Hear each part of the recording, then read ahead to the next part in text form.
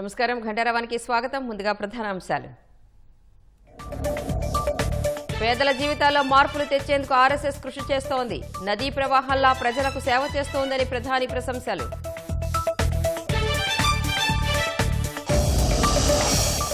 సంక్షోభంలో అగ్రరాజ్యం 7 ఏళ్ల తర్వాత మళ్లీ యూఎస్లో షట్ డౌన్.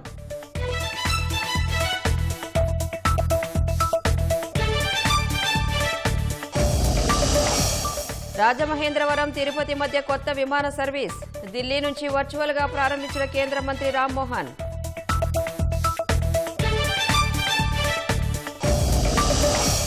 ఫిలిప్పీన్స్ లో భూకంప విలయం 69కి చేరిన మృతుల సంఖ్య.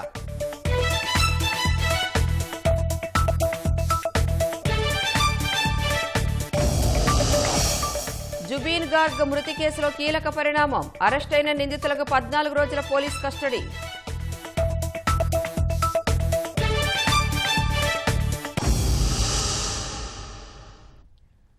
కీలకమైన బిల్లులకు ఆమోదం లభించకపోవడంతో అమెరికా ప్రభుత్వం షట్ డౌన్ ఎదుర్కొంటోంది. 7 ఏళ్ల తర్వాత తొలిసారి అగ్రరాజ్యానికి ఈ పరిస్థితి ఎదురైంది. అర్ధరాత్రి గడువుకు ముందే 2 నిధుల బిల్లులను సెనేట్ ఆమోదించకపోవడంతో అమెరికా ప్రభుత్వం షట్ డౌన్లోకి వెళ్లింది. అమెరికా కాలమానం ప్రకారం బుధవారం మొదలు కాగానే, అంటే భారత కాలమానం ప్రకారం ఉదయం 9:30 ఈ ప్రక్రియ ప్రారంభమైంది. అమెరికాలో ప్రభుత్వం షట్డౌన్ కారణంగా యూఎస్ ఎడ్యుకేషన్ డిపార్ట్మెంట్పై ప్రభావం పడనుంది. పలు కీలక పనులు నిలిచిపోనున్నాయి. 2018-19 మధ్య దాదాపు 35 రోజుల పాటు షట్డౌన్ కొనసాగింది. ఆ సమయంలోనూ ట్రంప్ అధ్యక్షుడిగా ఉన్నారు. అమెరికా చరిత్రలోనే అది సుదీర్ఘమైన షట్డౌన్గా చెబుతారు. ఢిల్లీ పర్యటన ముగించుకుని ముఖ్యమంత్రి ఏపీకి బయలుదేరారు. ఢిల్లీ నుంచి నేరుగా సీఎం విశాఖపట్నం వెళ్లనున్నారు. విశాఖ నుంచి విజయనగరం జిల్లా దత్తి గ్రామానికి ముఖ్యమంత్రి వెళ్లనున్నారు. దత్తి గ్రామంలో పేదల సేవలో కార్యక్రమంలో భాగంగా పింఛన్ల పంపిణీలో చంద్రబాబు పాల్గొంటారు. రాష్ట్రంలో లబ్ధిదారుల ఇళ్ల వద్దకు సచివాలయ సిబ్బంది వెళ్లి పింఛన్లు అందజేస్తున్నారు. ఈ నెల పింఛన్ల పంపిణీకి 2,745 కోట్ల రూపాయలు ప్రభుత్వం విడుదల చేసింది.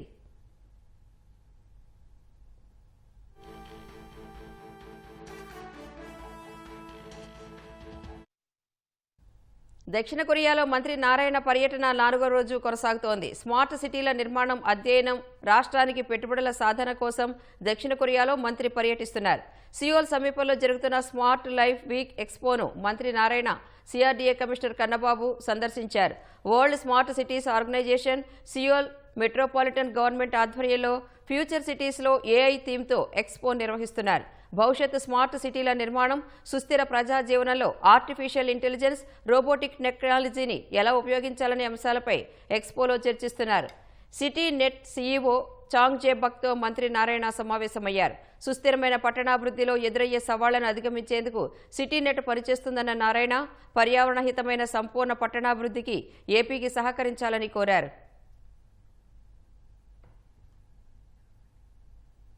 గోదావరి నదికి వరద ఉధృతి కొనసాగుతోంది. ధవళేశ్వరం బ్యారేజ్ వద్ద మొదటి ప్రమాద హెచ్చరికను జారీ చేస్తూ 11,89,700 క్యూసెక్కుల వరద నీటిని దిగువకు విడుదల చేశారు. కోనసీమలోని వివిధ లంక గ్రామాలను వరద నీరు చుట్టుముడుతోంది. బూరుగులంక, అరిగెలవారిపేట, ఊడిమూడి లంక, జీ పెదపూడి లంక తదితర గ్రామాల ప్రజలు మరపడవల్లో రాకపోకలు సాగిస్తున్నారు.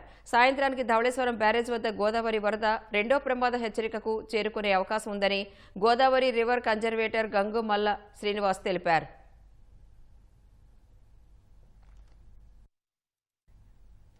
శ్రీశైలం ప్రాజెక్టుకు భారీ వరద కొనసాగుతోంది. జూరాల, సుంకేశ్ల ప్రాజెక్టుల నుంచి అధిక మొత్తంలో వరద వస్తోంది.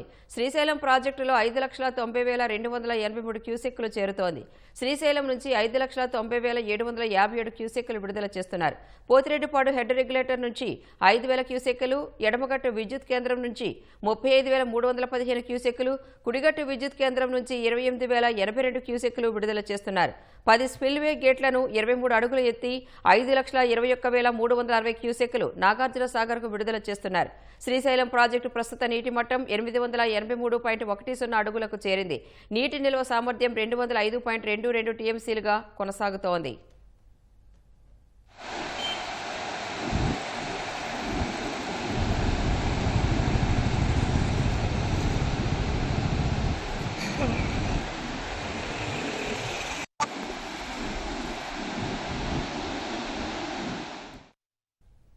పశ్చిమ మధ్య బంగాళాఖాతంలో సుస్పష్ట అల్పపీడనం ఏర్పడింది. ఇది మరింత బలపడి పశ్చిమ వాయువ్య దిశగా కదిలి అర్ధరాత్రి దాటిన తర్వాత వాయుగుండంగా మారే అవకాశం ఉందని వాతావరణ శాఖ వెల్లడించింది. పశ్చిమ మధ్య వాయువ్య బంగాళాఖాతం మధ్య వాయుగుండంగా కొనసాగి ఎల్లుండి దక్షిణ ఒడిశా, ఉత్తర కోస్తాల మధ్య తీరం దాటే అవకాశం ఉందని అంచనా వేసింది. గురు, శుక్రవారాల్లో తెలుగు రాష్ట్రాల్లో భారీ వర్షాలు కురుస్తాయని అధికారులు వెల్లడించారు. మరోవైపు ఉత్తర కోస్తా సమీపంలో ఏర్పడిన ఆవర్తనం కూడా తెలుగు రాష్ట్రాలపై 3 రోజుల పాటు తీవ్ర ప్రభావం చూపిస్తోందన్నారు.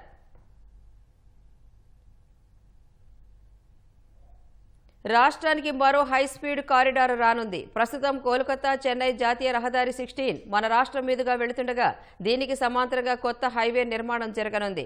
సరకు రవాణాకు ప్రాధాన్యమిచ్చేలా బంగాల్లోని ఖరగ్పూర్ నుంచి ఏపీ మీదుగా చెన్నైకి హైస్పీడ్ గ్రీన్ఫీల్డ్ కారిడార్ నిర్మించాలని కేంద్రం నిర్ణయించింది. దీని అలైన్మెంట్పై కేంద్ర రవాణా, జాతీయ రహదారుల మంత్రిత్వ శాఖ కసరత్తు ఆరంభించింది. ఇప్పుడున్న కోల్కతా చెన్నై హైవేలో వాహన రద్దీ విపరీతంగా పెరిగింది. ఈ హైవే పూర్తి స్థాయిలో 6 వరుసలుగా కూడా లేదు. కొన్ని చోట్ల 4 వరుసలుగా ఉంది. వాహనాలు వేగంగా వెళ్లేందుకు అవకాశం ఉండడం లేదు. ఈ సమస్య పరిష్కారంపై దృష్టి సారించిన కేంద్రం జాతీయ రహదారికి సమాంతరంగా హైస్పీడ్ కారిడార్ నిర్మాణానికి సిద్ధమైంది. కోల్కతా చెన్నై హైవేకి ఓవైపు తీర ప్రాంతం ఉంది. ఈ జాతీయ రహదారి విశాఖ నగరానికి దగ్గరగా వెళుతుంది. అలా విజయవాడ సమీపంలో అమరావతి ఔటర్ రింగ్ రోడ్లో కలుస్తుంది. గుంటూరు అవతల అదే ఔటర్ రింగ్ రోడ్ నుంచి మళ్లీ మిగిలిన భాగం మొదలవుతుంది. ఇది ప్రకాశం, నెల్లూరు జిల్లాల మీదుగా చెన్నై వెళుతుంది. గ్రీన్ఫీల్డ్తో యాక్సెస్ కంట్రోల్ కారిడార్ నిర్మించాలని కేంద్ర ప్రభుత్వం ప్రణాళిక సిద్ధం చేస్తోంది.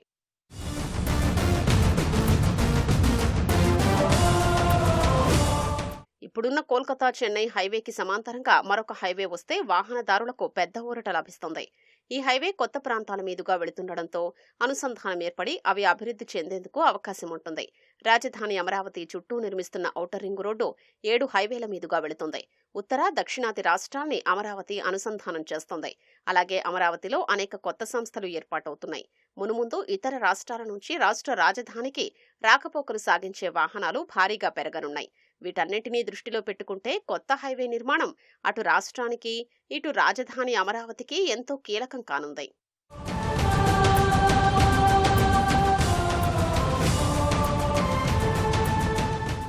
ఢిల్లీలోని మోర్త్ ఉన్నతాధికారులు హైస్పీడ్ కారిడార్కు సంబంధించి అలైన్మెంట్ల తయారీని పరిశీలిస్తున్నారు. నెల రోజుల్లో వీటిపై స్పష్టత వచ్చే అవకాశం ఉంది. ఆ తర్వాత ఆయా రాష్ట్రాల ప్రభుత్వాలతో సమావేశాలు నిర్వహించి వారి సమ్మతి తీసుకున్న తర్వాత తుది అలైన్మెంట్ను ఖరారు చేయనున్నారు. అప్పుడు ఈ ప్రాజెక్టుకు ఎంత వ్యయమవుతుంది, ఎంత మేరకు భూసేకరణ చేయాల్సి ఉంటుంది తదితర వివరాలన్నింటిపై స్పష్టత వస్తుంది.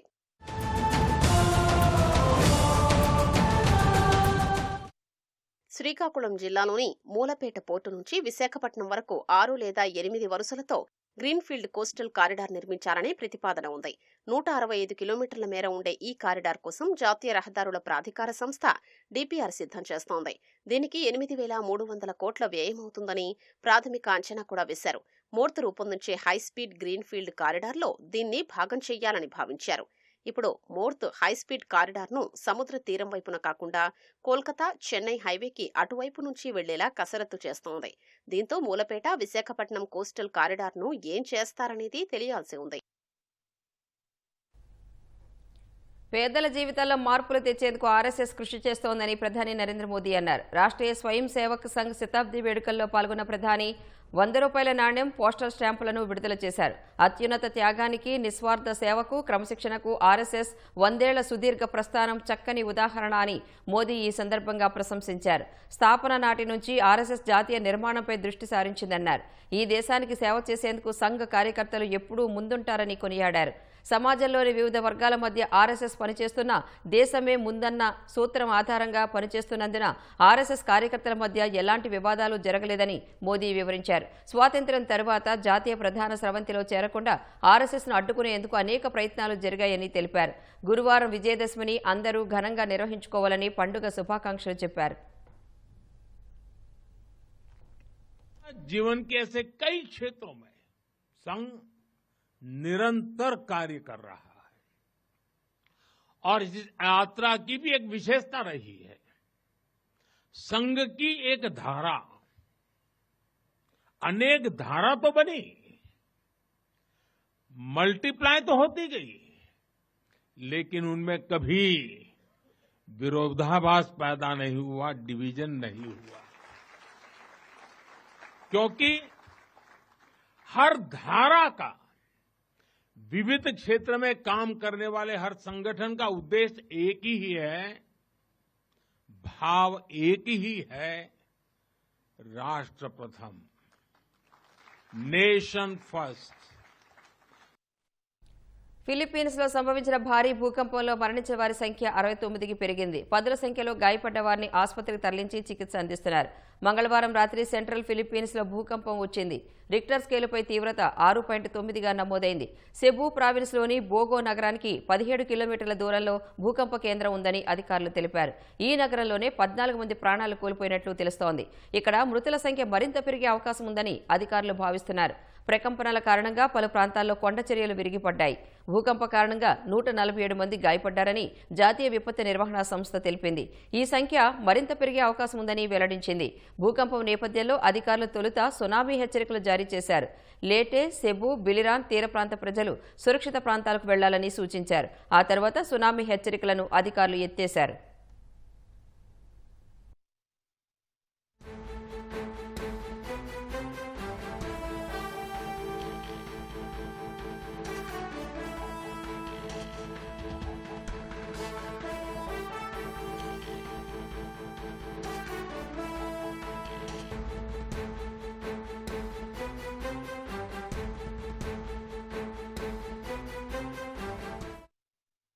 గోదావరి నదిలో వరద ఉధృతి పెరుగుతోంది. తాజా పరిస్థితిని మా ప్రతినిధి సాయికృష్ణ రాజమహేంద్రవరం నుంచి ప్రత్యక్ష ప్రసారం ద్వారా అందిస్తారు. రాణి, గోదావరి ఉప్పొంగి ప్రవహిస్తోంది, ఉధృతంగా మారింది. మొత్తం వరద ప్రవాహంతో పరవళ్లు దొక్కుతూ గోదావరి భారీ వరదని అఖండ గోదావరి తీరం రాజమహేంద్రవరానికి తీసుకొస్తోంది. అపార జలాలు సముద్రంలో కలుస్తున్నాయి. మొత్తం తీరమంతా కూడా చాలా ప్రమాదకరంగా మారింది. ఇవాళ కూడా ధవళేశ్వరం ఆనకట్ట వద్దకు అత్యధిక భారీ సంఖ్యలో పరిమాణంలో జలాలు అపార జలాలు తరలివస్తున్న పరిస్థితి ఎగువ భద్రాచలం నుంచి ఉంది. ప్రస్తుతం ధవళేశ్వరం సరార్థన్ కాటన్ బ్యారేజీ వద్ద మొదటి ప్రమాద హెచ్చరిక కొనసాగుతోంది. రెండో ప్రమాద హెచ్చరిక కూడా ఇక్కడ వరద చేరువవుతోంది. ప్రస్తుతం అయితే ఇక్కడ 13.5 అడుగుల నీటి మట్టం ఉంది. సముద్రంలోకి మిగులు జలాలు 12,30,000కు పైగా విడుదల చేస్తున్నారు. మనం చూడవచ్చు, రాజమహేంద్రవరం అఖండ గోదావరి తీరం పుష్కర్ ఘాట్ వద్ద ఉన్నాం. రైలు వంతెనల మధ్య చాలా వడివడిగా హోరుగా గోదావరి ప్రవాహం ముందుకు సాగుతోంది. ఎగువ ప్రాంతాల్లో భారీగా కురిసిన వర్షాలతో ఇప్పటికి కూడా వరద అంతకంతకు పెరుగుతూనే ఉంది. కోనసీమలో ఈ వరద ప్రభావం అధికంగా ఉంది. వశిష్ఠ, వైనతేయ, గౌతమి నదీ పాయలన్నీ కూడా ఉధృతిగా పరవళ్లు దూకుతూ ప్రవహిస్తున్నాయి. దిగువ ప్రాంతాలు తీరమంతా కూడా లంకలన్నీ వరద గుప్పిట్లో చిక్కుకుంటున్నాయి. పీ గన్నవరంలో ఇబ్బందికరమైన పరిస్థితి ఉంది. గంటి, పెదపూడి లంకల పరిధిలో 4 లంకలు వాసులు కూడా నాటు పడవల్లోనే మరపడవల్లో ఒడ్డుకు చేరుతున్నారు, ప్రయాణిస్తున్నారు నిత్యం. అలాగే పశ్చిమ గోదావరి జిల్లా పరిధిలోని అనేక లంక గ్రామాల వాసులంతా కూడా పీగన్నవరం అయిపోయి రాకపోకలు సాగిస్తున్నారు. అక్కడ అన్ని లంకల్ని కూడా వరద నీరు చుట్టుముట్టేసింది. వశిష్ఠ, వైనతేయ నదీపాయల ఉధృతిలో పీగన్నవరం మండలంలో అత్యధిక లంక గ్రామాలు ఉన్నాయి. అక్కడ అన్నిటినీ కూడా ఈ వరద ప్రభావం చూపుతోంది. కనకాయ లంకగా ఇప్పటికీ కూడా పూర్తిగా వరద ముంపులోనే ఉంది. దిగు రాకపోకలు మాత్రం మరపడవల్లోనే సాగిస్తున్నారు. అట్లాగే శివాయి లంక పీగన్నవరంలో ఉంటుంది. చాలా ఇబ్బందికరమైన పరిస్థితి. అక్కడ కూడా వరద నీరు చుట్టుముట్టేస్తోంది. అలాగే ఐనవీలి మండలంలోని ఎదురుబీడింగ్ కారివేకు కూడా నీట మునగటంతో మరపడవలు ఏర్పాటు చేశారు. ప్రస్తుతం పడవల్లోనే అద్దంకివారి లంక, ఐనవీలి లంక పరిధిలోని లంకవాసులు పూర్తిగా ప్రయాణం సాగిస్తున్నారు. అలాగే పొట్టిలంక చాలా ప్రమాదకరంగా గౌతమి గోదావరి తీరంలో పూర్తిగా నది అంట ఉంటుంది. ఇక్కడ వరద కోత అధికంగా ఉండటంతో ఇళ్ళన్నీ ఇప్పటికీ అనేక ఇల్లు, పంట పొలాలన్నీ కూడా నీట మునిగిపోయాయి. పూర్తిగా నదీ గర్భంలో ఈ తీరమంతా కూడా కలిసిపోతున్న పరిస్థితి ఉంది. సాధారణంగా జూలై నుంచి సెప్టెంబరు వరకు కూడా గోదావరిలో వరద సీజన్ అధికంగా ఉంటుంది. ఈసారి అక్టోబర్లోనూ కూడా అధికంగా భారీ వరద ఇలా దిగువకు తరలి వస్తోంది. మహారాష్ట్ర నుంచి తెలంగాణ మీదుగా అత్యధికంగా కురిసిన వర్షాలతో ఇంత భారీ వరద ఇక్కడికి చేరువవుతోంది.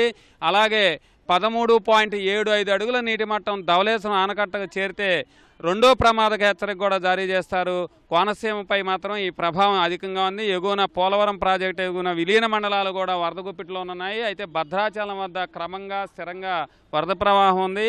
ఇప్పటి వరకు భద్రాచలం నుంచి వచ్చిన వరదంతా కూడా మరి 2 రోజుల పాటు ఈ తీరంలో ఇలాగే కొనసాగుతుంది. ఉమ్మడి ఉభయ గోదావరి జిల్లాపై ఇలాంటి ప్రభావమే చూపుతుందని అధికారులు అంచనా వేస్తున్నారు. ఎక్కడా కూడా తీవ్రమైన ఇబ్బంది పరిస్థితి ఉంది కాబట్టి అత్యవసరమైతేనే తప్ప మరపడవల్లో ప్రయాణించవద్దని కూడా విజ్ఞప్తి చేస్తున్నారు. ఈ భారీ వరద మరికొన్ని రోజులు మాత్రం కోనసీమపై అధికంగా ఉంటుంది కాబట్టి ప్రజలంతా కూడా అప్రమత్తంగా ఉండాలని విపత్తుల నిర్వహణ శాఖ కూడా విజ్ఞప్తి చేస్తోంది. కెమెరామెన్ సూర్యప్రకాష్తో సాయికృష్ణ, ఈటీవీ న్యూస్.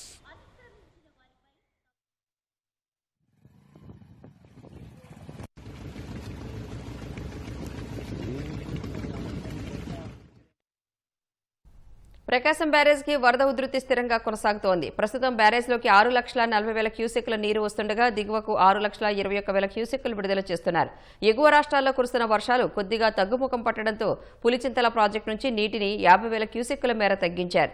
ఈ క్రమంలోనే సాయంత్రానికి వరద నీటి తీవ్రత మరింత తగ్గనుందని జలవనరుల శాఖ అధికారులు తెలిపారు.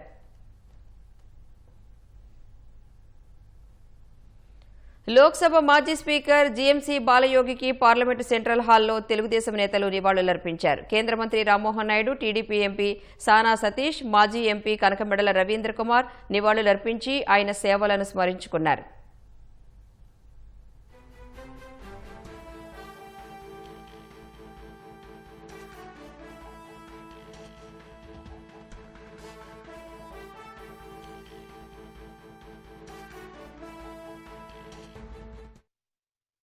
కర్నూలులో వైసీపీ నేతల మధ్య విభేదాలు బహిర్గతమయ్యాయి. ప్రభుత్వ మెడికల్ కళాశాలల ప్రైవేటీకరణను నిరసిస్తూ ఆ పార్టీ ఎస్సీ విభాగం ఆధ్వర్యంలో పాతబస్తీలోని అంబేద్కర్ విగ్రహం వద్ద ఆందోళన చేపట్టారు.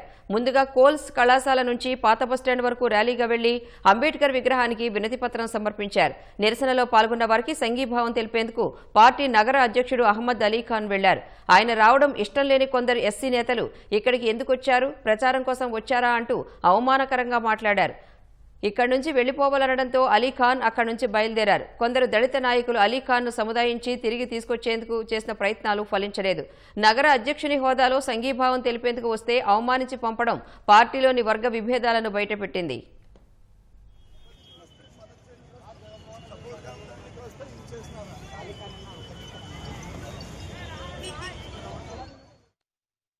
బట్టలు ఆరేస్తుండగా ప్రమాదవశాత్తు విద్యుదాఘాతానికి గురై మహిళ చనిపోయిన ఘటన అనంతపురం జిల్లాలో చోటు చేసుకుంది. బెలుగుప్ప మండలం గంగవరం గ్రామానికి చెందిన మంజులమ్మ అనే మహిళ ఇంటిని శుభ్రం చేసి తడిదుస్తులు బయట ఆరేస్తుండగా విద్యుత్ ఆఘాతానికి గురై అక్కడికక్కడే మృతి చెందింది. ఆమె భర్త 3 ఏళ్ల కిందట అనారోగ్యంతో మృతి చెందగా వీరికి 2 కుమార్తెలు ఉన్నారు. ఏలూరు జిల్లా బుట్టాయగూడెం జంగారెడ్డిగూడెం ప్రధాన రహదారి అధ్వానంగా మారింది. అడుగడుగునా గుంతలు, రాళ్లు పైకి తేలి దారుణంగా తయారైంది. జంగారెడ్డిగూడెం R&B సబ్ డివిజన్ పరిధిలో నిధులున్నప్పటికీ రోడ్డు నిర్మాణాల్లో తీవ్ర జాప్యం నెలకొంది. బొర్రంపాలెం నుంచి టీ నర్సాపురం వరకు 10 కిలోమీటర్ల రోడ్డుకు 4,20,00,000 రూపాయలు కేటాయించారు. టెండర్లు దక్కించుకున్న గుత్తేదారుకు R&B అధికారులు వర్క్ ఆర్డర్ ఇచ్చారు. అయితే నెలలు గడుస్తున్నా పనులు చేపట్టకుండా గుత్తేదారు కాలయాపన చేస్తున్నారు. దీంతో పాడైన దారులపైనే ప్రజలు ఇబ్బందులు పడుతున్నారు. జంగారెడ్డిగూడెం ఎంపీడీఓ కార్యాలయం నుంచి బైపాస్ వరకు కిలోమీటర్ రోడ్డుకు 80 లక్షలు కేటాయించినా గుత్తేదారు పనులు ప్రారంభించక రాకపోకలకు ఇబ్బందిగా మారింది. వీలైనంత త్వరగా పనులు పూర్తి చేసి కష్టాలు తీర్చాలని వాహనదారులు కోరుతున్నారు. ఇది మెయిన్ ప్రాబ్లం ఏంటంటే ఇది చాలా రోజుల నుంచి ఇలాగే ఉంది. దీన్ని తవ్వి ఏదో అంతంత మాత్రం టెంపరీగా అలా చేశారు కానీ వేయడానికి దానికి టోటల్ సొల్యూషన్ అనేది ఎవరు చెప్పట్లేదు. ఇక్కడ మెయిన్ ఏంటంటే పెద్ద ఎంప్లాయీస్ వీళ్ళు చాలా ఇబ్బంది అనేది పడుతున్నారు. ఇంకొకటి లేడీస్ తిరగడానికి అనేది చాలా ఇబ్బందిగా ఉంది. స్కూల్ బస్సులు, ఆటోలు మొత్తం అన్ని ఇటే తిరుగుతున్నాయండి. మెయిన్ రోడ్ ఇదే బొట్టాయిగూడెం టు జంగారెడ్డి. మీకు మెయిన్ ఏంటంటే ఇటు సైడ్ నుంచి స్కూల్కి వెళ్ళాలన్నా, మార్కెట్ చేసుకోవాలన్నా, ఏది చేసుకోవాలన్నా మెయిన్ జంగారెడ్డి ప్రతి ఒక్కళ్ళు వెళ్ళాల్సిందే. అది వెళ్ళకుండా అయితే అవుతుంది. ఇంక్లూడింగ్ రైతు వారికి కూడా పొగాకు అమ్ముకోవాలంటే రోడ్డు బోర్డులు కూడా అన్ని మనకి జంగారెడ్డి కంపల్సరీ రావాల్సిందే. జంగారెడ్డి వెళ్ళడానికి మెయిన్ ఇది ఒక రోడ్డు తప్ప వేరే ఆప్షన్ అనేది ఏమీ లేదు. దీన్ని ఇంకా దయ ఉంచి ఇంకా దీన్ని బాగు చేస్తే ఏంటంటే అందరూ కొంచెం ప్లస్ అవుతారు. ఇబ్బందిగానే ఉంటుందండి. బాగా ఏంటంటే గోతులు పడిపోతాం, వర్షంలో పంచర్లు పడితే మళ్ళీ తోసుకుని వెళ్ళి మళ్ళీ బుట్టాయిగూడెం కానీ జంగారెడ్డిగూడెం కానీ తోసుకుని వెళ్ళి ప్యాచీలు వేయించుకుంటాను. ఇంకా అలాగే ఇబ్బందులు పడుతున్నాను అయ్యారు. 7-8 నెలలు బట్టి జరుగుతుంది. ఇక్కడ వర్షాకాలం స్టార్ట్ అయింది. జూన్ నెల నుంచి ఇలాగా ఉంది. తవ్వాలకు వదిలేశారు. ఆ నడులకు కూడా ఇరుతున్నాయి. పట్టవాడికి ఒక అమ్మాయి అబ్బాయి పడిపోయారు. ఎదురుగా బస్సు వచ్చింది అటు నుంచి అట్టిసిపోతారు. ఎదురుగా వెళ్ళిపోయి పడిపోయి వర్షంలో గోతుల్లో నీళ్ళున్న గొయ్యిలో పడిపోయారు.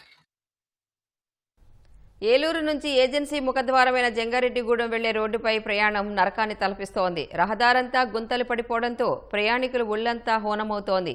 మన్యం, మెట్ట ప్రాంతాల ప్రజలు ఏలూరు, విజయవాడ వెళ్లడానికి ఉన్న ఈ ఏకైక మార్గంపై ప్రయాణం అంటే జనం బెంబేలెత్తిపోతున్నారు.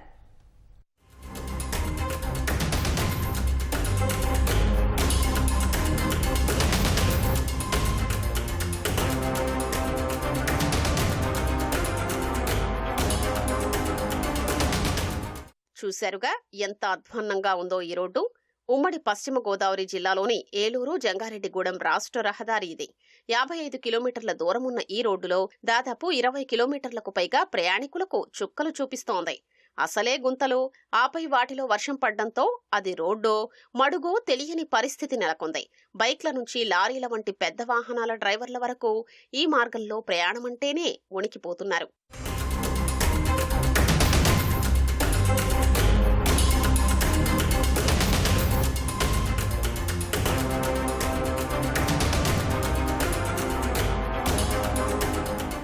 ఏలూరు నుంచి జంగారెడ్డిగూడెం మధ్య ప్రయాణానికి సాధారణంగా బస్సులో గంటన్నర సమయం పడుతుంది. కానీ దెబ్బతిన్న రోడ్డు వల్ల ఇప్పుడు 2 గంటలకు పైగా నరకం అనుభవిస్తున్నామని ప్రయాణికులు చెప్తున్నారు. పెద్ద పెద్ద గోతులు పడిపోయి ఉన్నాయి. మోటార్ సైకిల్స్ ఉన్నటువంటి వాళ్ళు పడిపోతా ఉన్నారు. కార్లకైతే కింద బాడీ తగులుతుంది. చాలా ప్రమాదమైనటువంటి పరిస్థితి ఈ రోడ్డు దాపురించి ఉంది. ఈ రోడ్డు నిర్మాణం విషయంలో చాలా ఆలస్యం జరుగుతుంది. ఈ ఏజెన్సీలో ఉన్నటువంటి జంగారెడ్డిగూడెం డివిజన్ లో ఉన్నటువంటి 7 మండలాల్లో ఉన్నటువంటి ప్రజలు నిరంతరం జిల్లా కలెక్టరేట్ కి వెళ్లాలంటే, జిల్లా కేంద్రంలో ఇతర పనుల కోసం వెళ్లాలంటే వేలాది మంది ప్రయాణం చేస్తూ ఉంటారు. అలా ప్రజలంతా కూడా నేడు తీవ్రమైనటువంటి ఇబ్బందులు ఎదుర్కొంటున్నారు. జంగారెడ్డిగూడెం నుంచి ఏలూరు కోర్టుకి రోజు కారు మీద వెళ్లాల్సిన పరిస్థితుంది. కానీ ఈ కారు వేసుకుని వెళ్తా ఉంటే కారుకి కింద తగిలేయటం, కారు మొత్తం పాడైపోతా ఉంది. ఈ నడువు నొప్పి వచ్చి అవి వచ్చి మొత్తం తీవ్రమైన ఇబ్బందుల్ని ఇక్కడ ప్రజలు ఎదుర్కొంటున్నారు. కాబట్టి ప్రభుత్వం రోడ్డు నిర్మాణం చేయాలని చెప్పేసి విజ్ఞప్తి చేస్తున్నాం. ఈ మార్గంలో నిత్యం 11 బస్సులు 37 ట్రిప్పులు తిరుగుతున్నాయి. రోడ్డు దుస్థితి వల్ల బస్సు కమాన్ కట్టలు దెబ్బతింటున్నాయి. ట్రిప్పునకు ఒక కట్ట మార్చాల్సి వస్తోందని ఆర్టీసీ అధికారులు చెప్తున్నారు. టైర్లు కూడా తొందరగా పాడైపోతున్నాయంటున్నారు. ఈ బ్యాడ్ రోడ్ వల్ల ఎక్కువగా బస్సులకు రిపేర్ రావడం జరుగుతుంది. ఇదివరకు 1 లీటర్ కి 5.3 కిలోమీటర్లు తిరిగేది. కానీ ఇప్పుడు ఈ యొక్క బ్యాడ్ రోడ్ వల్ల కూడా డీజిల్ ఆయిల్ మీద దగ్గర నెలకి ఒక 2 లక్షల రూపాయలు ఎక్స్ట్రా ఖర్చు పెట్టాల్సిన అవసరం జరుగుతుంది. రింగ్స్ డ్యామేజ్ కూడా ఈ రోడ్లు బ్యాడ్ రోడ్ కంటెంట్ వల్ల ఎక్కువగా డ్యామేజ్ అవుతాయి. ఒక బండి వెళ్ళొస్తే నైట్ కి స్ప్రింగ్ మార్చాల్సిన అవసరం ఏర్పడుతుంది. టైర్స్ కూడా కొంత ఈ రోడ్ల కండిషన్ వల్ల కొంత డ్యామేజ్ అవుతున్నాయి. టీడీపీ మహిళా ఎమ్మెల్యేపై సామాజిక మాధ్యమాల అసభ్యకర పోస్టులు పెట్టిన వారిపై పెట్టించిన వైసీపీ నాయకులపైన కేసు నమోదు చేయడమే ఆ ఇన్స్పెక్టర్ చేసిన మహానేరమైపోయింది. కేసు నమోదు చేసిన మరుక్షణమే ఆ సీఐని వీఆర్కి పంపించేశారు. కడప జిల్లాలో చోటు చేసుకున్న ఈ ఘటన చర్చనీయాంశంగా మారింది. కడప టీడీపీ ఎమ్మెల్యే మాధవిరెడ్డిపై సామాజిక మాధ్యమాల్లో ఇటీవల పెద్ద ఎత్తున అసభ్య పోస్టులు పెట్టారు. వైసీపీ నేత, మాజీ ఉప ముఖ్యమంత్రి అంజద్ బాషా, ఆయన సోదరుడు అహ్మద్ బాషా, పిఏ ఖాజా దీని వెనుక ఉన్నారంటూ ఎమ్మెల్యే మాధవిరెడ్డి, ఆమె భర్త టీడీపీ పోలిట్ బ్యూరో సభ్యుడు శ్రీనివాసులరెడ్డి ఇటీవల కడప 1వ పట్టణ పోలీసులకు ఆధారాలతో సహా ఫిర్యాదు చేశారు.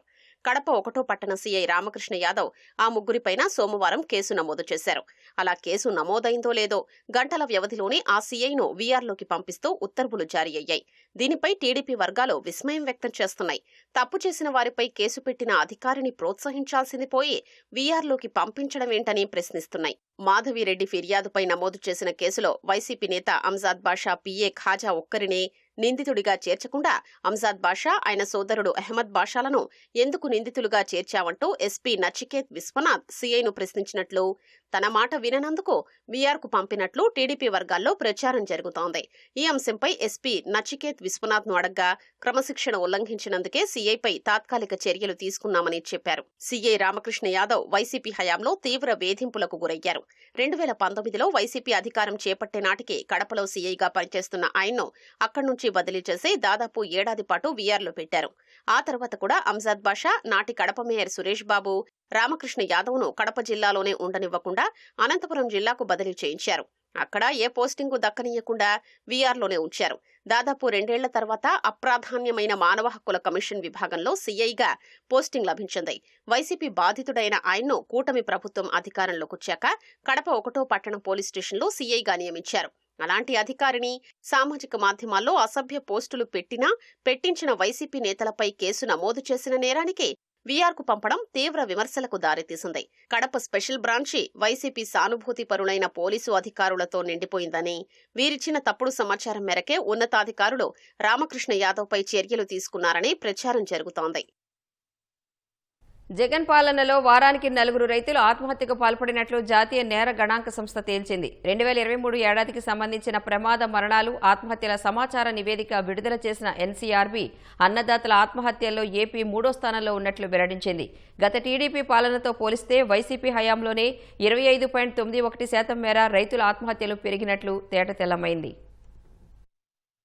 జగన్ పాలనలో రాష్ట్రంలో వారానికి సగటున 4 రైతులు, రోజుకు 2 వ్యవసాయ కూలీలు బలవన్మరణాలకు పాల్పడ్డారు. దేశవ్యాప్తంగా 2023లో 10,786 మంది రైతులు, వ్యవసాయ కూలీలు బలవన్మరణాలకు పాల్పడగా అందులో 8.57% ఏపీ వారే ఉన్నారు. రాష్ట్రాల జాబితాలో మహారాష్ట్రలో 4,151 మంది, కర్ణాటకలో 2,423 మంది, తర్వాత ఏపీ 925 మందితో 3వ స్థానంలో ఉంది. జాతీయ నేర గణాంక సంస్థ మంగళవారం విడుదల చేసిన ప్రమాద మరణాలు, ఆత్మహత్యల సమాచార నివేదిక 2023 ఈ వివరాలు వెల్లడించింది. ఏపీలో ఆత్మహత్య చేసుకున్న 925 మందిలో 201 మంది రైతులు ఉన్నారు. వారిలో సొంత భూమి ఉన్నవారు 109 మంది, కౌలుదారులు 92 మంది ఉన్నారు. రైతు కూలీలు 724 మంది బలవంతంగా తనువు చాలించారు. మొత్తం 17 రాష్ట్రాలు, 5 కేంద్రపాలిత రాష్ట్రాల్లో రైతన్నలు బలవన్మరణానికి పాల్పడ్డారు. ఇక 2023లో దేశవ్యాప్తంగా అన్ని రంగాలకు సంబంధించిన ఆత్మహత్యల్లో రైతు కూలీల వాటా 6.3% ఉంది. 2022లో 548 మంది వ్యవసాయ కూలీలు బలవన్మరణాలకు పాల్పడగా 2023లో ఆ సంఖ్య 724కు చేరింది. 2022తో పోలిస్తే 2023లో సొంత భూమి సాగు చేసుకుంటున్న వారి ఆత్మహత్యలు 309 నుంచి 109కి తగ్గగా కౌలుదారుల ఆత్మహత్యలు 60 నుంచి 92కు పెరిగాయి. రాష్ట్రంలో 2014-18 మధ్య 5 ఏళ్ల కాలంలో ఏటా సగటున 766 మంది చొప్పున 5 ఏళ్లలో 3,832 మంది రైతులు ఆత్మహత్య చేసుకోగా 2019-2023 మధ్య కాలంలో సగటున 965 మంది చొప్పున 4,825 మంది రైతులు ఆత్మహత్య చేసుకున్నారు. అంటే టీడీపీ పాలనతో పోలిస్తే వైసీపీ హయాంలో 25.91% మేర రైతు ఆత్మహత్యలు పెరిగినట్లు గణాంకాలు చెబుతున్నాయి. అదే సమయంలో మోదీ తొలి 5 ఏళ్ల కాలంలో ఏటా 11,469 మంది చొప్పున 5 ఏళ్లలో 57,345 మంది రైతులు ఆత్మహత్య చేసుకోగా మలి 5 ఏళ్లలో ఏటా 10,783 మంది చొప్పున 53,915 మంది తనువు చాలించారు. తొలి 5 ఏళ్లతో పోలిస్తే మలి 5 ఏళ్లలో దేశవ్యాప్తంగా 5.98% మేర రైతు ఆత్మహత్యలు తగ్గాయి. ఒకప్పుడు మహారాష్ట్రలోని విదర్భ తర్వాత అత్యధిక ఆత్మహత్యలు నమోదయ్యే తెలంగాణ ప్రాంతం ఇప్పుడు 14వ స్థానానికి పరిమితమైంది. 2023లో ఆ రాష్ట్రంలో మొత్తం 56 మంది రైతులు ఆత్మహత్యకు పాల్పడ్డారు. 14 రాష్ట్రాలు, కేంద్రపాలిత ప్రాంతాల్లో వ్యవసాయంపై ఆధారపడిన వారు ఒక్కరు కూడా ఆత్మహత్య చేసుకోలేదు. అందులో అరుణాచల్ ప్రదేశ్, బీహార్, గోవా, హిమాచల్ ప్రదేశ్, జార్ఖండ్, మణిపూర్, మిజోరాం, నాగాలాండ్, ఒడిశా, త్రిపుర, పశ్చిమ బెంగాల్, చండీగఢ్, ఢిల్లీ, లక్షద్వీప్లు ఉన్నాయి. వెనుకబాటుతనానికి ఉదాహరణగా చెప్పుకునే బీహార్లో ఒక్క ఆత్మహత్య కూడా నమోదు కాలేదు. దేశవ్యాప్తంగా అన్నదాతల ఆత్మహత్యలు 10 ఏళ్లలో 8.37% తగ్గాయి. 2013లో మొత్తం 11,772 మంది ఇలా తనువు చాలించగా 2023 నాటికి ఆ సంఖ్య 10,786కు తగ్గింది. మొత్తం ఆత్మహత్యల్లో రైతుల వాటా 10 ఏళ్ల క్రితం 8.7% మేర ఉండగా ఇప్పుడు అది 6.3%కి తగ్గింది. ఉమ్మడి కర్నూలు జిల్లాలో విషజ్వరాలు పంజా విసురుతున్నాయి. ఇంట్లో ఒకరికి వస్తే చాలు ఇంటిళ్లపాదికి సోకుతున్నాయి. జ్వరం, జలుబు, దగ్గు, ఒళ్ళు నొప్పులతో ప్రజలు తీవ్ర ఇబ్బందులు పడుతున్నారు. ఆసుపత్రులన్నీ రోగులతో నిండిపోతున్నాయి. మరోవైపు వీటికి తోడు డయేరియా కేసులు నమోదవడం తీవ్ర ఆందోళన కలిగిస్తోంది. విషజ్వరాలతో ఉమ్మడి కర్నూలు జిల్లా ఉక్కిరిబిక్కిరి అవుతోంది. డెంగీ, టైఫాయిడ్ సహా ఇతర వైరల్ ఫీవర్లు విజృంభిస్తున్నాయి. జ్వరం, ఒళ్ళు నొప్పులు, దగ్గు, జలుబు, తలనొప్పి, గొంతు నొప్పితో జనం ఆసుపత్రులకు క్యూ కడుతున్నారు. కర్నూలు సర్వజన ఆసుపత్రి సహా ఇతర ప్రైవేట్ హాస్పిటల్స్ రోగులతో కిక్కిరిసిపోతున్నాయి. కర్నూలు జీజీహెచ్లో గతంలో రోజుకు సరాసరిన 2,500 మంది రోగులు వచ్చేవారు. కానీ ఇప్పుడు 3,500 నుంచి 4,000 మంది వస్తున్నారు. అదనంగా వస్తున్న వారిలో 95% మంది జ్వరం, జలుబు, విరేచనాలతో బాధపడుతున్న వారే ఉన్నారు. కర్నూలు జీజీహెచ్కి ఆగస్టులో 1,300 మంది జ్వర పీడితులు రాగా సెప్టెంబర్లో 1,500 మంది వచ్చినట్లు తెలుస్తోంది. ఆగస్టులో 77 డెంగీ కేసులు నమోదు కాగా సెప్టెంబర్లో 100 వరకు నమోదైనట్లు సమాచారం.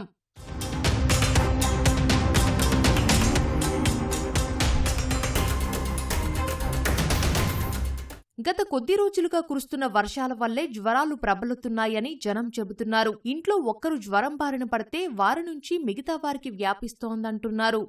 ఎక్కడ చూసినా వర్షాలే, వాటర్ వస్తుంది, దోమలు ఉన్నాయి. దానివల్ల ఫీవర్ 1 వీక్ చాలా ఎక్కువ ఉంది. వైరల్ ఫీవర్ ఇక్కడ మనకి పాప నుండి నాకు వచ్చింది, నా నుండి మా మిసెస్కి వచ్చింది. 90% పీపుల్స్ ఆల్దో ఈ సిచ్యువేషన్ బట్టి వర్షానికి మొత్తం వైరల్ ఫీవర్, జలుబులు, దగ్గులు, ఈ దోమల వల్ల కొంచెం ఎఫెక్ట్ హాస్పిటల్ పాలవుతున్నారు. ఇప్పుడు ప్రజెంట్ వర్షాలు పడి అందరికి దగ్గు, జ్వరాలు, పరసాలు వస్తుండయి. నడుము మొత్తం నొప్పి వచ్చింది. వారం అయింది. ఇంట్లో నలుగురికి వచ్చింది. మా భార్యకి, మా బిడ్డకి, చిన్న బిడ్డకి. మొత్తం మందు తెచ్చుకొని తింటున్నాం బయట. నొప్పులు, జ్వరం ఉంటే వచ్చింది. 3 రోజులు అయింది. చల్లగా వాతావరణం. పారాసిటమాల్ మాత్రం వేసుకుంటే తగ్గినది, చెమట వచ్చింది. మళ్ళీ వేసుకోకుంటే మళ్ళీ వస్తుంది. మా ఇంట్లోనే 5 మంది ఒక 10 రోజుల గ్యాప్ లోనే అందరూ కూడా ఈ వైరల్ ఇన్ఫెక్షన్స్ వల్ల కోల్డ్, ఫీవర్ తో సఫర్ అవ్వాల్సినటువంటి పరిస్థితి ఉంది. ఆ జిల్లా అధికారులు ప్రజల్ని అప్రమత్తం చేసి ఈ వైరల్ ఇన్ఫెక్షన్ నుంచి ఎటువంటి ప్రమాదం ఉంటుంది, ఈ ప్రమాదం నుంచి ఏ రకంగా బయటపడాల్సినటువంటి జాగ్రత్తలు తీసుకోవాలనేటువంటి విషయాలు తక్షణమే చర్యలు తీసుకోవాలని చెప్పి మేము కోరుతున్నాం. కలుషిత నీటి వల్ల డయేరియా ప్రబలుతుందని, పరిసరాలు శుభ్రంగా ఉంచుకోవాలని వైద్యులు సూచిస్తున్నారు. ఫీవర్లో మెయిన్గా మనకు వైరల్ ఫీవర్ అనే వ్యాధి వస్తుంది. దాదాపు 95% కామన్ కోల్డ్, ఫీవర్ ఓపీ వైద్యంతోనే ట్రీట్మెంట్ చేయొచ్చు. దానికి తగ్గట్టు సిమ్టమాటిక్ ట్రీట్మెంట్ ఉంటుంది. జ్వరం వస్తే జ్వరంకి పారాసిటమాల్, దగ్గు వస్తే దానికి దగ్గు మందు, దాదాపు అవుట్ పేషెంట్ కిందనే మనం ట్రీట్ చేయగలుగుతాం. దాంట్లో ఒక 5% మాత్రము వ్యాధి తీవ్రతతో అడ్మిట్ చేసి దానికి సంబంధిత పరీక్షలు, వైరాల్ టెస్ట్ గానీ, డెంగీ ఫీవర్ గానీ ఇంకా ఏదైనా ఉండి దానికి అడ్మిట్ చేసేసి ట్రీట్మెంట్ చేస్తున్నాము. బ్యాక్టీరియా వ్యాధులు కూడా ప్రబలే ఎక్కువ అయ్యే అవకాశం ఉంది. సరౌండింగ్స్ క్లీన్ గా పెట్టుకోవాలి. మురికి గుంతలు ఉంటే మన దోమలు ఎక్కువగా బ్రీడ్ కాకుండా, సో తగు జాగ్రత్తలు తీసుకుంటే దాదాపు మనం ఈ వ్యాధిన బారి పడకుండా తర్వాత జాగ్రత్తలు తీసుకోవచ్చు. వాళ్ల వయస్సు 5 ఏళ్లు. లోకజ్ఞానం తెలియదు, కానీ ప్రపంచం అబ్బురపడేలా తమ ప్రతిభతో ఔరా అనిపించారు. విజయవాడకు చిన్నారులు జర్మనీలోని బోడెన్సీ లేక్లో 3 గంటల 47 నిమిషాల్లో 6.3 కిలోమీటర్లు ఈది ప్రపంచ రికార్డు సాధించారు.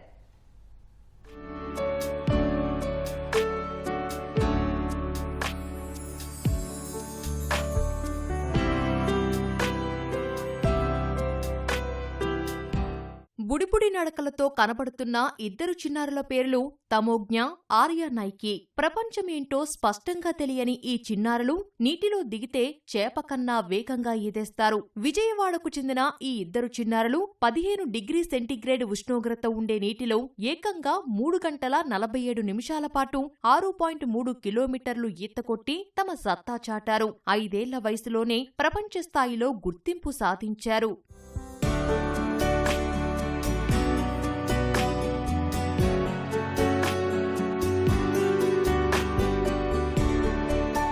తమోజ్ఞ తండ్రి తులసి చైతన్య పోలీస్ కానిస్టేబుల్గా పనిచేస్తున్నారు. అంతర్జాతీయ స్థాయిలో స్విమ్మింగ్ పోటీల్లో బహుమతులు సాధించారు. రాష్ట్రపతి చేతుల మీదుగా టెన్నిస్ నార్గే అవార్డు అందుకున్నారు. నడక నేర్చుకున్నప్పటి నుంచే తమోజ్ఞ తండ్రితో పాటు స్విమ్మింగ్ కు వెళ్లేది. తమోజ్ఞ చాలా చురుకుగా, వేగంగా ఈత నేర్చుకోవటంతో మెరుగైన శిక్షణ ఇచ్చారు.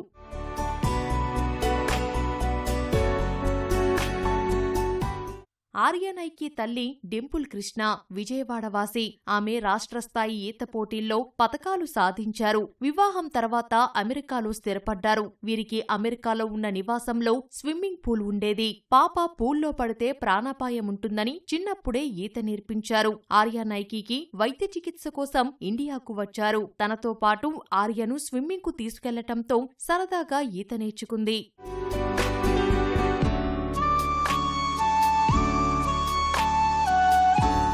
తమోజ్ఞ, ఆర్యనైకి ఇరువురికి మెరుగైన శిక్షణనిచ్చారు. జర్మనీ, ఆస్ట్రియాలోని బోడెన్సీ లేక్లో ఈత కొట్టేందుకు తర్ఫీదునిచ్చారు. ఈ ఏడాది ఆగస్టు 24న బోడెన్సీ లేక్లో 6.3 కిలోమీటర్ల దూరాన్ని 3 గంటల 47 నిమిషాల్లో ఈది ఈ ఇద్దరు చిన్నారులు వరల్డ్ రికార్డు సృష్టించారు.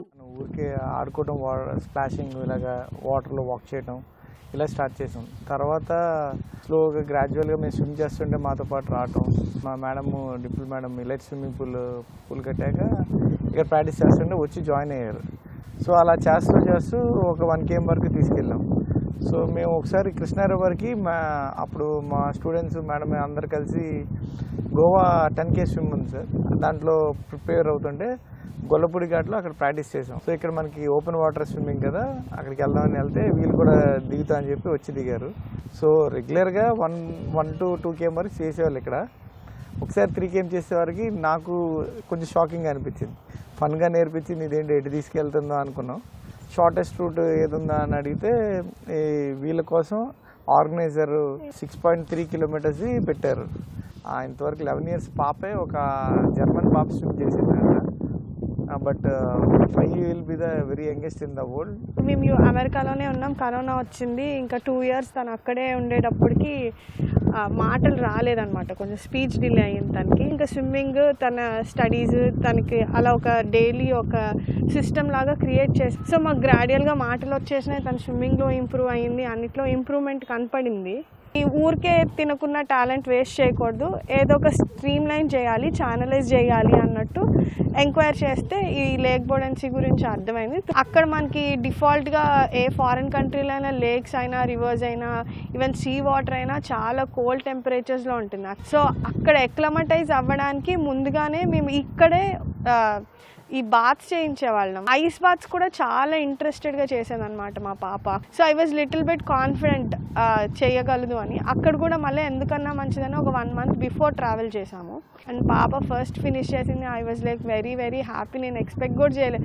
ఫినిష్ చేయడమే ఒక ఎత్తు అంటే తను ఒక్కతే అట్లా ఫినిషింగ్లో వెళ్ళడం, రిసోర్సెస్ ఇవ్వడం వేరు, తను దాన్ని ఉపయోగించుకొని పైకి ఎదగడం వేరు. We were like extremely happy.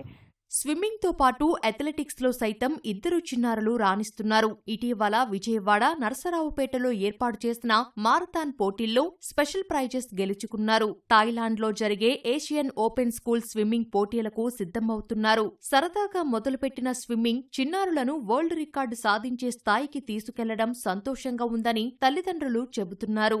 పిట్ట కొంచెం కూతగనం అని నిరూపిస్తూ ఉన్నారు ఈ ఇద్దరు చిన్నారులు. అతి చిన్న వయసులోనే రికార్డులు సాధించి అందరినీ అబ్బురపరుస్తున్నారు. భవిష్యత్తులో వీళ్ళని ఒలింపిక్సే లక్ష్యంగా తీర్చిదిద్దుతామని తల్లిదండ్రులు చెబుతూ ఉన్నారు. కెమెరామెన్ భాస్కర్తో జయప్రకాష్, ఈటీవీ న్యూస్, విజయవాడ.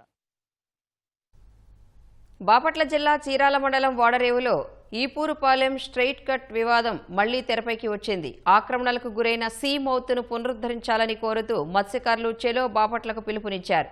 వాడరేవు సహా చుట్టుపక్కలున్న 8 మత్స్యకార గ్రామాల నుంచి బాపట్ల కలెక్టరేట్కు గంగపుత్రులు భారీగా తరలి వెళ్లారు. కాలువ వద్ద నిలిచిపోయిన పనులు పూర్తి చేయాలని నినాదాలు చేశారు. అయితే ఆందోళనకు అనుమతి లేదంటూ పోలీసులు వారిని అడ్డుకున్నారు.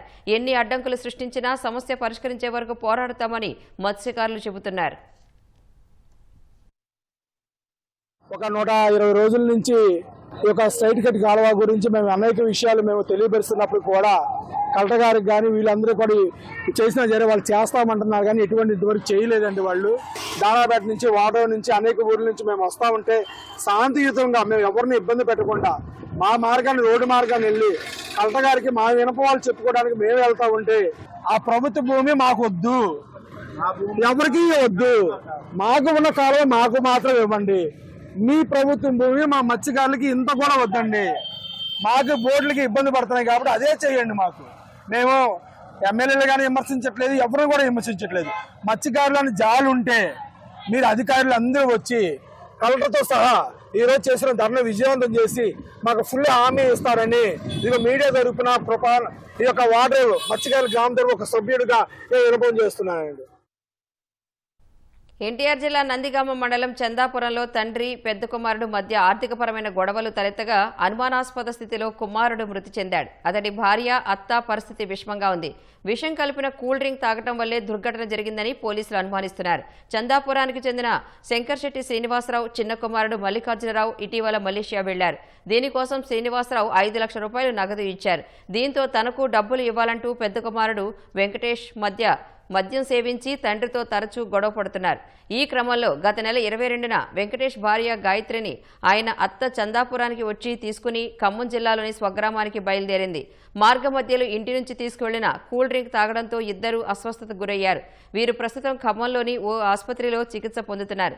ఇదే కూల్ డ్రింక్ తాగిన వెంకటేష్ విజయవాడలో చికిత్స పొందుతూ మంగళవారం మృతి చెందారు. ఇంట్లోని ఫ్రిడ్జ్లో ఉంచిన కూల్ డ్రింక్లో పురుగుమందు కలపడం వల్లే భర్త మృతి చెందగా భార్య అత్త పరిస్థితి విషమంగా ఉన్నట్లు పోలీసులు అనుమానిస్తున్నారు. అనుమానాస్పద మృతిపై కేసు నమోదు చేసి దర్యాప్తు చేస్తున్నారు. వస్తుంది పండగ చేసుకొని ఎటో నా కొడుకు పుట్టినరోజు చేసుకొని వస్తుంది. సరే వస్తే రమ్మనమ్మ అన్న అంటే వచ్చింది వాళ్ళమ్మ. వస్తే సీట్లు పంచిందంట మా తోడుకోడలు మా 4 ఏళ్ళకి. ఇక పోయిందంటే ఇక మా అత్తయ్య వచ్చిందని ఉంటుందిగా ఎవరికైనా పోయి ఇక్కడే కొట్టు దమ్ చెప్పి తెచ్చిండంట. మా పిల్లగాళ్ళు వాడు తాగారంట సార్. అస్సోంకు చెందిన ప్రముఖ గాయకుడు జుబీన్ గార్గ్ మృతికి సంబంధించిన కేసులో అరెస్టైన ఈవెంట్ ఆర్గనైజర్ మేనేజర్లకు గౌహటిలోని జ్యుడిషియల్ మ్యాజిస్ట్రేట్ కోర్టు 14 రోజులు పోలీస్ కస్టడీ విధించింది. జుబీన్ గార్గ్ మృతి చెందిన కేసులో ఇంతకుముందు ఢిల్లీలో ఈవెంట్ ఆర్గనైజర్ మహంతాను, గురుగ్రామ్లో మేనేజర్ సిద్ధార్థ శర్మను పోలీసులు అదుపులోకి తీసుకున్నారు. అనంతరం వారిని చీఫ్ జ్యుడిషియల్ మ్యాజిస్ట్రేట్ కోర్టు ఎదుట ప్రవేశపెట్టగా 14 రోజుల పోలీస్ కస్టడీ విధిస్తూ ఆదేశాలు జారీ చేసింది. ఓ ఈవెంట్ కోసం ఇటీవల సింగపూర్ వెళ్లిన జుబీన్ గార్గ్ ప్రమాదవశాత్తు సముద్రంలో మునిగి మృతి చెందారు. ఈ ఘటనపై దర్యాప్తు చేయడానికి అస్సోం ప్రభుత్వం 10 మందితో కూడిన సిట్ను ఏర్పాటు చేసింది. ఈ మేరకు విచారణను ముమ్మరం చేసిన సిట్ ఇప్పటికే పలువురికి సమన్లు జారీ చేసింది. ట్రంప్ ప్రతిపాదించిన 20 సూత్రాల ఫార్ములాపై అధ్యయనం చేసి సమాధానం చెబుతామని హమాస్ పేర్కొన్న నేపథ్యంలో గాజాపై ఇజ్రాయెల్ మళ్లీ విరుచుకుపడింది. గత 24 గంటల వ్యవధిలో గాజా వ్యాప్తంగా ఇజ్రాయెల్ జరిపిన దాడుల్లో 36 మంది ప్రాణాలు కోల్పోయినట్లు అక్కడి అధికారులు తెలిపారు. డెయిర్ అల్ బలాలో జరిగిన దాడుల్లో ఓ పాత్రికేయుడు సహా 5 ప్రాణాలు కోల్పోయినట్లు గాజా అధికారులు తెలిపారు. మరో 12 మంది గాయపడినట్లు చెప్పారు. 2023 అక్టోబర్లో ఇజ్రాయెల్ హమాస్ యుద్ధం మొదలైనప్పటి నుంచి గాజాలో ఇప్పటి వరకు మృతి చెందిన వారి సంఖ్య 66,000 దాటింది. 170,000 మంది గాయపడ్డారు. 2023 అక్టోబర్ 7న ఇజ్రాయెల్లోకి హమాస్ దూసుకెళ్లి దాడులు జరిపింది. 1,200 మందిని చంపింది. 250 మందిని బందీలుగా తీసుకువెళ్లడంతో అప్పటి నుంచి గాజాపై ఇజ్రాయెల్ విరుచుకుపడుతోంది. ఇప్పటికే పలువురు బందీలు విడుదలైనప్పటికీ మిగతా వారిని హమాస్ విడిచిపెట్టే వరకు దాడులు ఆపబోమని ఇజ్రాయెల్ తేల్చి చెప్పింది.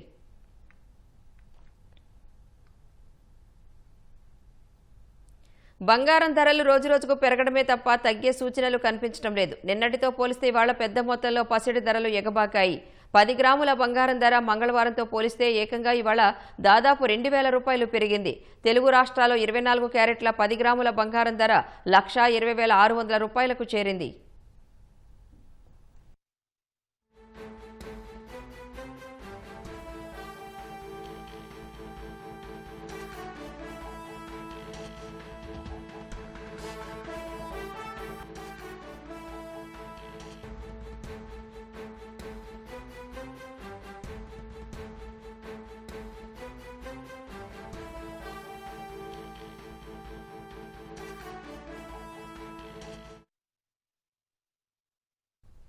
గుండ్లకమ్మ నదీ తీరాన వెలిసిన శ్రీ వెంకటేశ్వర స్వామి ఆలయ అభివృద్ధికి ఆలయ కమిటీ కంకణం కట్టుకుంది.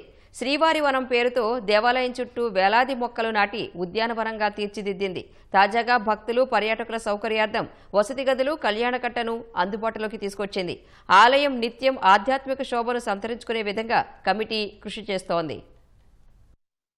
ప్రకాశం జిల్లా మద్దిపాడు మండలం మల్లవరంలో పురాతన శ్రీ వెంకటేశ్వర దేవాలయం అభివృద్ధికి మల్లవరం శ్రీవారి వనం కమిటీ విశేష కృషి చేస్తోంది. 2019లో ఏర్పాటైన కమిటీ ఆలయ పరిసరాల్లో పచ్చదనాన్ని పెంచి సుందరంగా తీర్చిదిద్దింది. భక్తుల సౌకర్యార్థం వివిధ నిర్మాణాలను చేపట్టింది. గతంలో పెద్ద భవన నిర్మాణం చేపట్టగా ప్రస్తుతం దానిని అన్నప్రసాద వితరణ కేంద్రంగా వినియోగిస్తున్నారు. తాజాగా సుమారు ₹1.5 కోటి విరాళాలు సేకరించి శ్రీవారి సదనం నిర్మాణం చేపట్టారు. భక్తులు మొక్కులు తీర్చుకునేందుకు వీలుగా భవనంలోని ఒక అంతస్తులో కళ్యాణకట్ట, 2 అంతస్తుల్లో వసతి గదులు, మరో అంతస్తులో సమావేశ మందిరం నిర్మించారు. గురువారం భవనాన్ని ప్రారంభించనున్నారు. మల్లవరం శ్రీ వెంకటేశ్వర స్వామి దేవస్థానానికి సంబంధించి గ్రీనరీకి ప్రాధాన్యత ఇచ్చి ఎన్నో వందల మొక్కలు నాటడం జరిగింది. దానికి మేము ముందుగా శ్రీవారి వనం అనే ఒక టైటిల్ తోటి ఆ కార్యక్రమం స్టార్ట్ చేశాము. మొక్కలు నాటి వృక్షాలు తయారు చేయటం మా బాధ్యతగా భావించి చేశాము. దాంతోపాటు తలనిలాలు తీసుకోవడానికి కళ్యాణకట్ట లేదు కాబట్టి కళ్యాణకట్ట నిర్మాణం కూడా చేయాలని మా కమిటీ వాళ్ళు నిర్ణయించుకున్నారు. దాంట్లో భాగంగా కళ్యాణకట్ట నిర్మాణంతో పాటు ఒక పెద్ద హాలు, దాంతోపాటు వసతి గదులు, 2 ఫ్లోర్లు వసతి గదులు, 6 గదులు నిర్మాణం చేసి రేపు అక్టోబర్ 2 దసరా పర్వదినాన దాన్ని స్వామివారికి అప్పచెప్పే బాధ్యత నిర్వహిస్తున్నాము. భక్తుల సౌకర్యం కొరకు వసతి గదులు, కళ్యాణకట్ట ఉంటే బాగుంటుందనే ఉద్దేశంతో దాన్ని కూడా మొదలుపెట్టి చాలామంది దాతలు అపూర్వ సహకారం అందించడం వల్ల దాదాపు ₹1,20,00,000 విరాళాలు అందించారు. ఆ ₹1,20,00,000 వివిధ రకాల పనులు, కళ్యాణకట్ట, వసతి గదులతో పాటు ఉద్యానవనం, నక్షత్రవనం, రాశివనం, ఉసిరివనం, నవగ్రహ వనం, వివిధ రకాల వనాలతో ఆ ఏరియా అంతా కూడా చక్కటి ప్రదేశంగా ఆహ్లాదకరంగా ఉండేటట్టుగా తయారు చేయడం జరిగింది. చెట్లు మొత్తం నాటాము. ఇగో ఈ బిల్డింగ్ కడుతున్నాం. ఈ బిల్డింగ్ 4 సంవత్సరాలు మొదలుపెట్టాం. ముందు కింద కళ్యాణ కట్ట, 2 హాలు, 3, 4 వసతి గృహాలు, అవి కడతా కూర్చున్నాం. మల్లవరం పరిసర ప్రాంత భక్తులు కమిటీగా ఏర్పడి పురాతన ఆలయం అభివృద్ధి పనులకు శ్రీకారం చుట్టారు. ఉద్యానవనాలు పెంపకమే కాకుండా గిరి ప్రదక్షిణకు అనువుగా వలయ మార్గం ఏర్పాటు చేశారు. గోశాల నిర్మాణం, వీధి దీపాలు వంటి సౌకర్యాలు సమకూర్చారు. గుండ్లకమ్మ రిజర్వాయర్ వద్ద ఉన్న ఈ ఆలయానికి విచ్చేసే భక్తులు, పర్యాటకుల తాకిడికి అనుగుణంగా సౌకర్యాలు కల్పించడంలో కమిటీ నిత్యం శ్రమిస్తోంది. రాజమహేంద్రవరం నుంచి తిరుపతికి నూతన విమాన సర్వీసును పౌర విమానయాన శాఖ మంత్రి రామ్మోహన్ నాయుడు ప్రారంభించారు. ఢిల్లీలో ఎంపీ పురంధరేశ్వరితో కలిసి వర్చువల్గా నూతన విమాన సర్వీసును ప్రారంభించారు. రాజమహేంద్రవరం విమానాశ్రయంలో మంత్రి కందుల దుర్గేష్ సహా ప్రజాప్రతినిధులు పాల్గొన్నారు. దసరా మహోత్సవాల సమయంలో సాంస్కృతిక నగరం రాజమహేంద్రవరం నుంచి ఆధ్యాత్మిక నగరం తిరుపతికి నూతన సర్వీస్ ప్రారంభించుకోవడం ఎంతో సంతోషంగా ఉందని రామ్మోహన్ నాయుడు అన్నారు. గతంలో ప్రారంభించిన ఢిల్లీ, ముంబై విమాన సర్వీసులు పూర్తి ఆక్యుపెన్సీతో నడుస్తున్నాయని చెప్పారు. భవిష్యత్తులోనూ వారణాసి, కొచ్చిన్, షిరిడి, గోవా తదితర ప్రాంతాలకు మరిన్ని సర్వీసులు ప్రారంభిస్తామని చెప్పారు. తాజాగా తిరుపతికి ప్రారంభించిన విమానం 3 నెలల పాటు మొదటి 35 టికెట్లు ₹1,999, 35 టికెట్లు ₹4,000 చొప్పున ప్రయాణికులకు అందుబాటులో ఉంటాయని మంత్రి ప్రకటించారు.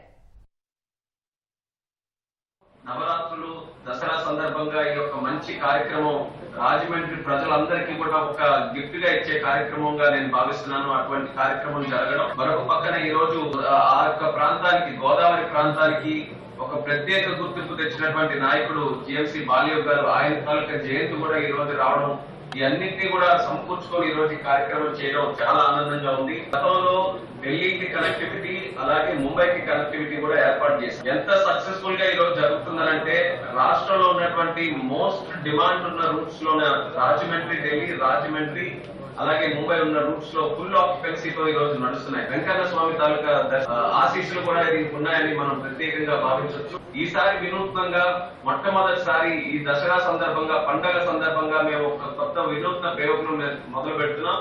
వచ్చే క్వార్టర్ 3 నెలల వరకు ఈ యొక్క ATR ఏదైతే మన రాజమండ్రి నుంచి తిరుపతి వెళ్తుందో, తిరుపతి నుంచి మళ్ళీ తిరిగి వస్తుందో, 70 సీట్లు ఉన్నటువంటి ఏటీఆర్ లో 35 సీట్లు టికెట్ తాలూకా ఫేర్ 1999 రూపాయలకి అలాగే మరొక 35 సీట్లు 4000 రూపాయలకే ఫిక్స్ చేస్తున్నాం. అంటే మీరు 5 నిమిషాల్లో మళ్ళీ టికెట్ రేట్ పెరిగిపోతుందనో, రేపు చూస్తే మళ్ళీ టికెట్ రేట్ పెరిగిపోతుందనో బాధ గాని అనుమానం ఎక్కడా లేకుండా ఫస్ట్ 35 సీట్స్ 1999 కి, మరొక 35 సీట్స్ 4000 రూపీస్ కి క్వార్టర్ అంతా కూడా పండగ ప్రతి ఒక్కరు కూడా ఆనందంగా వెంకన్న స్వామి దర్శనం చేసుకోవాలనే ఆలోచనతో నెక్స్ట్ 3 మంత్స్ వరకు ఫస్ట్ టైం ఒక ప్రయోగం కింద ఇది చేస్తున్నాం. కనెక్టివిటీ, ఎయిర్ కనెక్టివిటీ కూడా ఉన్నట్లయితే మన రాజమండ్రిని బయట ప్రాంతాలకి కనెక్ట్ చేసేటువంటి అవకాశం మాత్రమే కాకుండా ఒక రకంగా టూరిజం డెవలప్మెంట్ కూడా మనకి చాలా పనికొస్తుంది. ఎందుకంటే రాబోయేది పుష్కరాల సమయం, 2027కి మన పుష్కరాలు మనం జరపబోతున్నాము. వారికి ఈ విషయాలన్నీ కూడా వారితో చర్చించిన వెంటనే వారు చాలా చక్కగా స్పందించి వెంటనే దానికి అలయన్స్ ఏర్పడి ధన్యవాదాలు నేను తెలియజేస్తున్నాను. రాబోయే కాలంలో నేను ఆల్రెడీ రామ్మోహన్ నాయుడు గారిని నేను అభ్యర్థించున్నాను, షిరిడీకి ఒక ఫ్లైట్ ఏమని గోవాకి అడిగారు అక్కడ ఉన్నటువంటి ప్రజలు. అదే విధంగా గుజరాత్ తో కూడా కనెక్టివిటీ కావాలి అని చెప్పి అక్కడ అడిగి ఆ ప్రజలందరూ కూడా అడిగినటువంటి విషయం ప్రజాప్రతినిధులందరికీ తెలుసు. కనుక ఆ దిశగా కూడా రామ్మోహన్ గారి యొక్క సహకారం ఖచ్చితంగా మనకు ఉంటుంది అని చెప్పి తెలియజేస్తూ మరి ఒకసారి రామ్మోహన్ గారికి నా హృదయపూర్వక ధన్యవాదాలు తెలియజేస్తూ సెలవు తీసుకున్నాను. రాబోయే 3 నెలల కాలం వరకు కూడా మొదటి 35 మందికి 1999 రూపాయలకే రాజమండ్రి నుంచి తిరుపతికి టికెట్ ఉండేలాగా, తర్వాత 35 మందికి 4000 రూపాయలు ఉండేలాగా ఆ టికెట్ ధరల్ని నిర్ణయిస్తున్నాం అనేటువంటి మాట ఏదైతే చెప్పారో అది చాలా శుభవార్త. ఎందువల్లంటే విమానయానం యొక్క ధరలు పెరుగుతున్నటువంటి సందర్భంలో ఈ రకమైన నిర్ణయం తీసుకోవడం ద్వారా ఎక్కువ మంది ప్రజలు, ఎక్కువ మంది భక్తులు తిరుపతి వెళ్లే వాళ్ళకి ఆ సౌలభ్యం కల్పించడం అనేటువంటిది అద్భుతమైనటువంటి అంశంగా భావిస్తూ